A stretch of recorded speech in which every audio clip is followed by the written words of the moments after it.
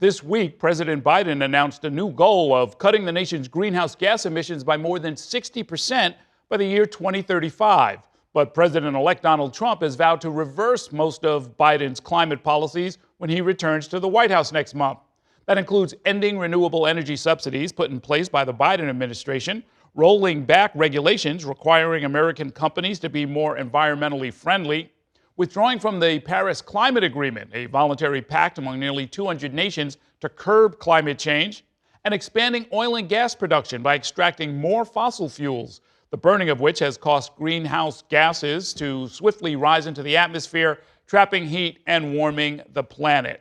Today, we're going to take a closer look at Trump's climate agenda and his call for energy dominance amid a global effort to fight climate change. Joining me now to talk more about all of this is Matthew Daly. He covers climate, environment, and energy policy for the Associated Press. Good to see you, Matthew. And I wanted to start by talking about the scientists who have emphasized just how pivotal the next decade will be when it comes to setting climate policy to avoid the effects of climate change. The U.S., of course, pumps more carbon dioxide into the atmosphere than any other country. And on the campaign trail, President-elect Donald Trump actually referred to climate change as one of the greatest scams of all time. So now, was that a throwaway line, or are we going to see a decisive move away from the Biden approach? Well, we're definitely going to see a decisive move away from the Biden approach. I think, when he uses words like scam, I think he's more talking about the spending on what, initially was called the Green New Deal. That was actually never approved by Congress. What they, in fact, approved was called the Inflation Reduction Act, which is a terrible name for a very important bill that does a lot of things to promote clean energy. And I think there's a lot of people who believe that many of those elements in that bill or in that law that was passed in 2022 will remain even if Trump tries to repeal some of them. Let's talk about the Inflation Reduction Act, which is pumping nearly $400 billion into wind, solar, and other energy manufacturing. Trump wants to repeal the law, but more than $100 billion of those dollars are actually going into Republican-controlled congressional districts. So do the president's Republican allies really want repeal of this? Well, that's a good question, because I think right before the election, about 18 House members who are Republicans sent a letter to Speaker Mike Johnson saying, hey, we like this law, even though as it was passed, it was completely Democrats. There were no Republicans that voted in favor of it. But they have realized that it's been, it's basically jobs. You've got battery plants in Kentucky, you've got, solar plants in Georgia, you've got all kinds of things in a lot of Republican leading districts, including Marjorie Taylor Greene, which the Biden administration likes to tweak her a little bit because one of the bigger projects is in her district outside of Atlanta. Another of Trump's campaign promises was to get rid of the electric vehicle tax credit, which was part of the Inflation Reduction Act. And that obviously poses a threat to the oil and gas industry because electric vehicles don't use oil. But wouldn't killing the tax credit end up actually harming American automakers? Well, that's a good question, because and one of Trump's biggest supporters is Elon Musk, who runs Tesla, and Tesla has benefited greatly from these electric vehicle credits. Basically, the way it works is that you get a $7,500 tax credit if you buy a new EV. There's some restrictions that makes it a little bit complicated, but that's the basic gist of it. And I think that he does want to repeal that, or at least pull it back a little bit. And that may be one of the battlegrounds that we have.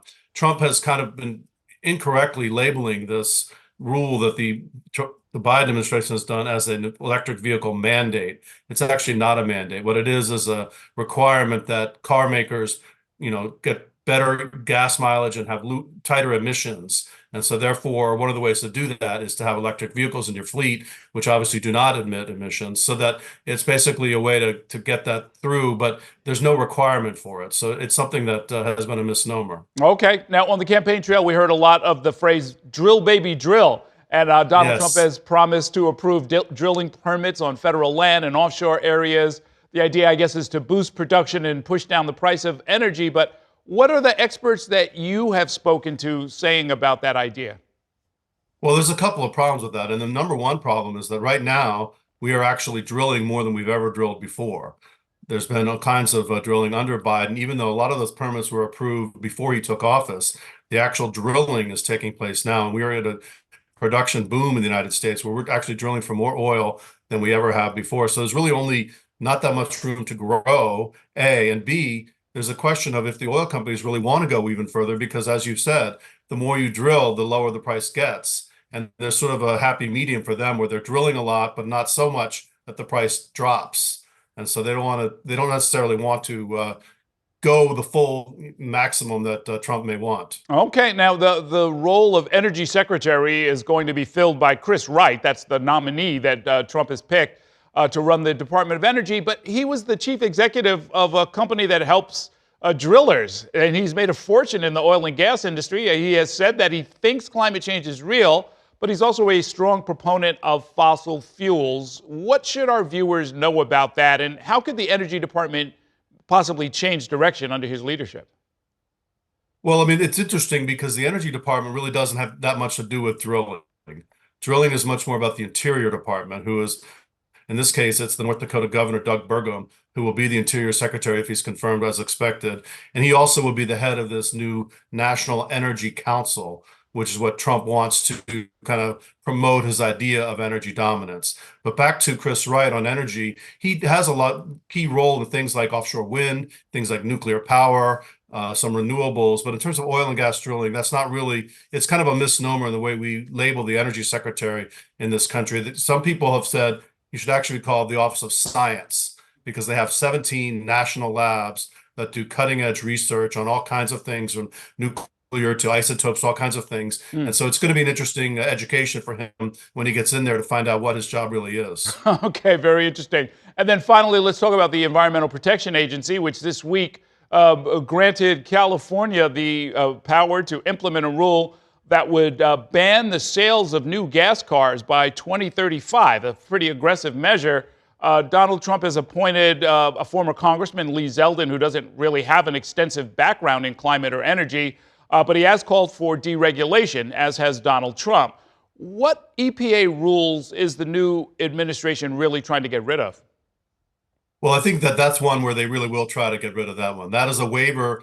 It's important because not just for California, which is obviously a very big state, but there are a number of states, about 12 or more, that follow California's rules, which are in fact stricter than the federal rules. And that actually will be a mandate by 2035, unlike the federal law. So that's something that Trump will, I think, work aggressively to undo. He undid a waiver when he was in office the first time. I mean, a lot of what my job right now is going to be is Trump undoing Biden. And 4 years ago, it was Biden undoing Trump. So there's a lot of back and forth and seesawing on this thing. And Trump's priority will be to take away that California authority, because that's going to be something that the car makers don't really want. That's a lot of pressure on them to get that done by 2035. It's one thing to say, we'll give you a tax credit and we want you to sell EVs if you can. It's another to say you must sell only EVs and nothing else. That's a big difference. Yeah, it's only 10 years from now, coming up quick. Thanks very much, Matthew Daly. It is coming up quick. Absolutely. Thank you for watching our YouTube channel. Let Spectrum News be your resource for balanced, in-depth political coverage, and click the subscribe button right here. You can also download our app or watch us on TV to learn more about the candidates, where they stand on the issues, and more. We'll see you then.